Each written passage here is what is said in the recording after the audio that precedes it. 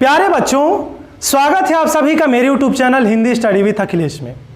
आशा करता हूं कि आप सभी स्वस्थ होंगे। बच्चों, आज की चर्चा का विषय है रौद्र रस। रौद्र रस का स्थायी भाव होता है क्रोध। रौद्र रस की पहचान क्या होगी? जहां स्वयं के अपमान, किसी प्रियजन के अपमान, माता पिता के अपमान या गुरुजन के अपमान या निंदा से उत्पन्न क्रोध या गुस्से का उल्लेख किया जाए, वहां पर संभवतः रौद्र रस होता है। इसकी परिभाषा क्या होगी? जब सहृदय के हृदय में क्रोध नामक स्थायी भाव का विभाव, अनुभाव और संचारी भाव से संयोग होता है, तब वहां रौद्र रस की निष्पत्ति होती है। चलिए बच्चों, इसका एक उदाहरण देख लेते हैं। हम उदाहरण से समझते हैं रौद्र रस को।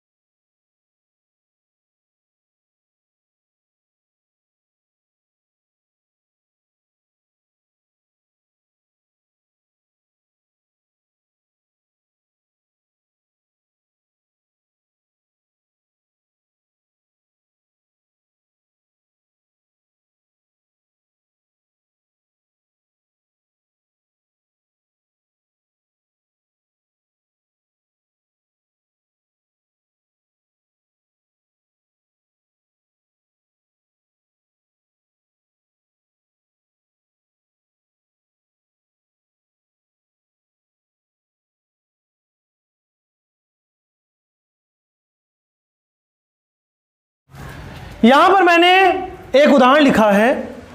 यह उदाहरण महाभारत काल का है, जब युद्ध के समय अभिमन्यु को छल से मार दिया जाता है। अभिमन्यु के पिता अर्थात अर्जुन प्रतिज्ञा करते हैं कि यदि वे संध्या तक उसे छल से मारने वाले जयद्रथ का वध नहीं करेंगे तो वे स्वयं को अग्नि में समर्पित कर देंगे। सभी पांडव शोक में डूबे हुए एक स्थान पर बैठे हुए थे। श्री कृष्ण को लगा कि कहीं ये पांडव कमजोर ना पड़ जाएं, इसलिए जानबूझकर वे कह देते हैं कि हमें तो लगता है कि हम अभिमन्यु की मृत्यु का बदला नहीं ले पाएंगे। श्री कृष्ण के सुन वचन अर्जुन क्रोध से जलने लगे। श्री कृष्ण के वचनों को सुनकर अर्जुन क्रोध से जलने लगते हैं। सब शोक अपना भूल कर तल युगल मलने लगे और सारा शोक भूलकर अपने हथेलियों को मलने लगते हैं।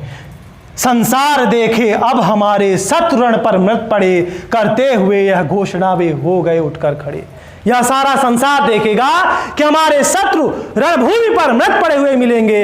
ऐसी घोषणा करते हुए वे उठकर खड़े हो जाते हैं। श्री कृष्ण के वचनों को सुनकर अर्जुन क्रोध से जलने लगते हैं। अपना सारा शोक भूलकर वे अपनी हथेलियों को मलने लगते हैं। सारा संसार देखेगा कि हमारे शत्रु रणभूमि पर मृत पड़े हुए मिलेंगे।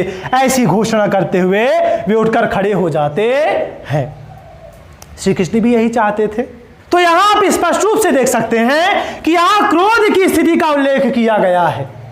तो जहां क्रोध का उल्लेख किया जाए वहां पर रौद्र रस होता है।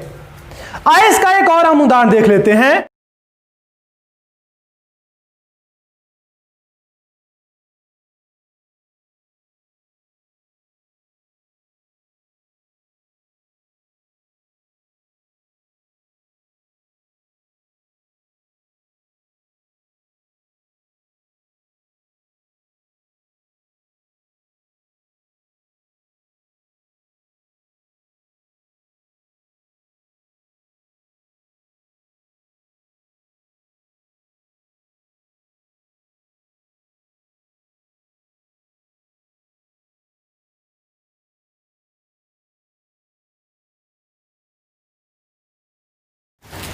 आइए इसका एक और उदाहरण देख लेते हैं।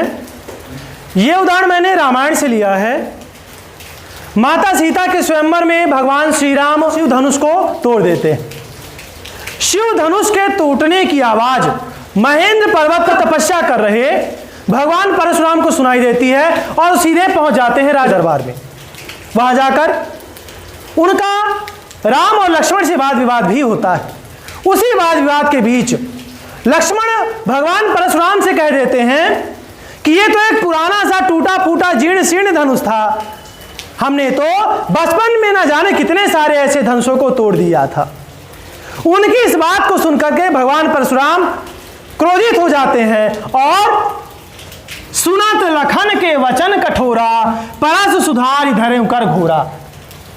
लक्ष्मण जी के वचनों को सुन करके भगवान परशुराम क्रोधित हो जाते हैं और कहते हैं कि अब जन देव दोष मोहि लोगु, कटुवादी बालक वध जोगु।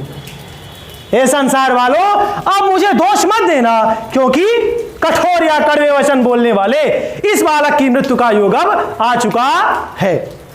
भगवान परशुराम लक्ष्मण जी के कठोर वचनों को सुनकर के क्रोधित हो जाते हैं और कहते हैं कि हे संसार के लोगों, अब मेरा दोष नहीं देना, क्योंकि इस कठोर वचन बोलने वाले बालक की मृत्यु का योग समीप आ चुका है। यहां आप देख सकते हैं कि लक्ष्मण और परशुराम जी के संवाद के बीच परशुराम जी के हृदय में जो क्रोध की भावना उत्पन्न होती है, जो गुस्सा आता है उन्हें, उसका उल्लेख इस रचना में किया जा रहा है, जिससे स्पष्ट होता है कि इस रचना में कौन सा रस है? रौद्र रस है। बच्चों, संभवतः आप सभी को रौद्र रस के विषय में सारी जानकारी प्राप्त हो गई होगी। आशा करता हूं कि आप सभी को मेरा आज का वीडियो पसंद आया होगा। अगर आपको वीडियो पसंद है तो मेरे वीडियो को लाइक करिए, मेरे चैनल को सब्सक्राइब करिए, बेल आइकन को दबाइए, जिससे मेरे आने वाले वीडियो की नोटिफिकेशन आपको समय समय पर प्राप्त होती रहे। मिलते हैं हम अगले वीडियो में, तब तक के लिए आप सभी को राम राम।